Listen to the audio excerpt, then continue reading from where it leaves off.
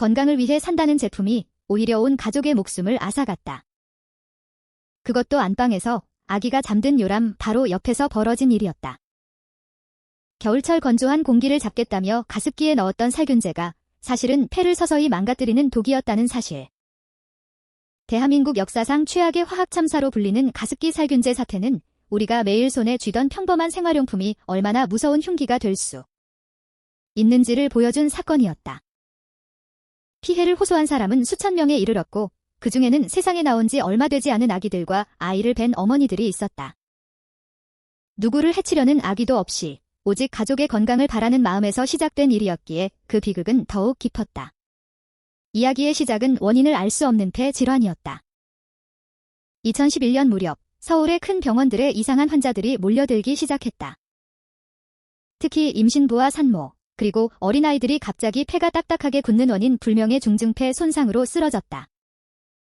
멀쩡하던 사람이 어느 날부터 숨을 제대로 쉬지 못하고 어떤 치료에도 반응하지 않은 채 빠르게 악화되어 갔다.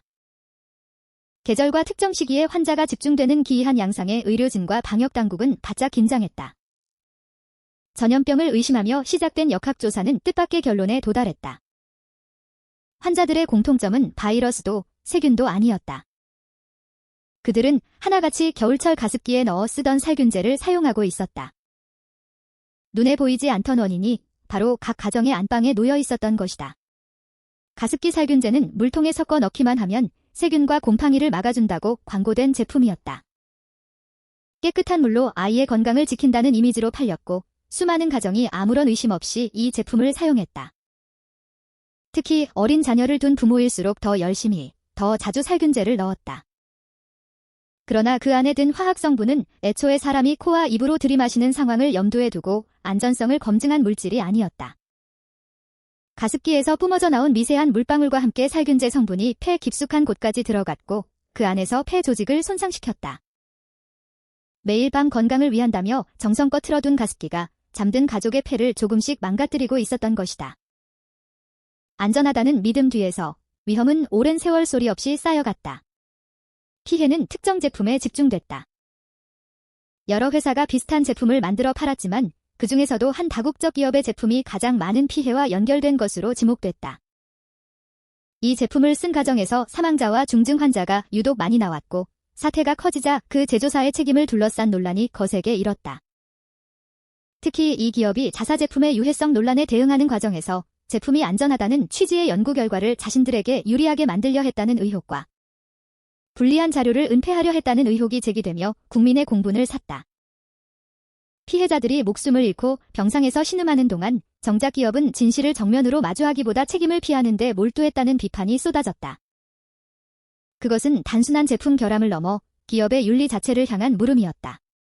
피해자와 유족들은 오랜 시간 외로운 싸움을 이어가야 했다.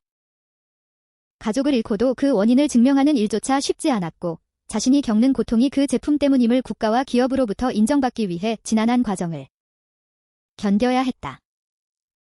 어린 자식을 잃은 부모들, 평생 산소호흡기에 의지해 살아가게 된 생존자들의 절규가 이어지면서 이 사태는 단순한 소비자 피해를 넘어 우리 사회가 반드시 규명해야 할 참사로 자리 잡았다.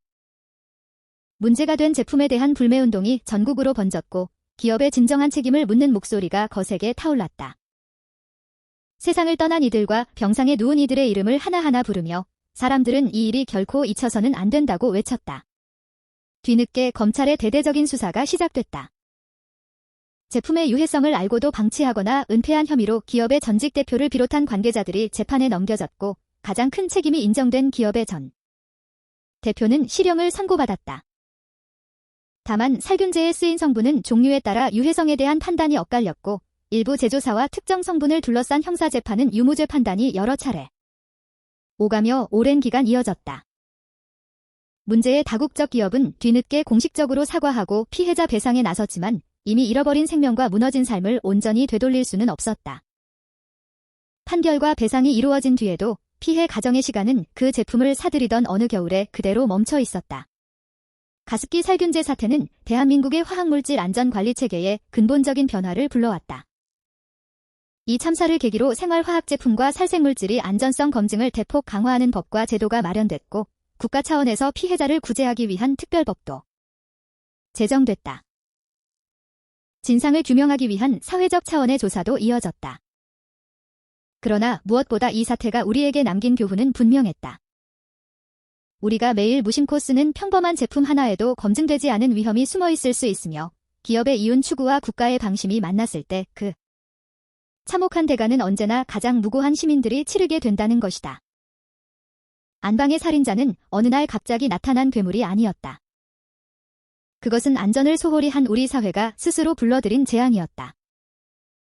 그 사실을 잊지 않는 것이야말로 떠난 이들에게 우리가 갚아야 할 최소한의 비대일 것이다.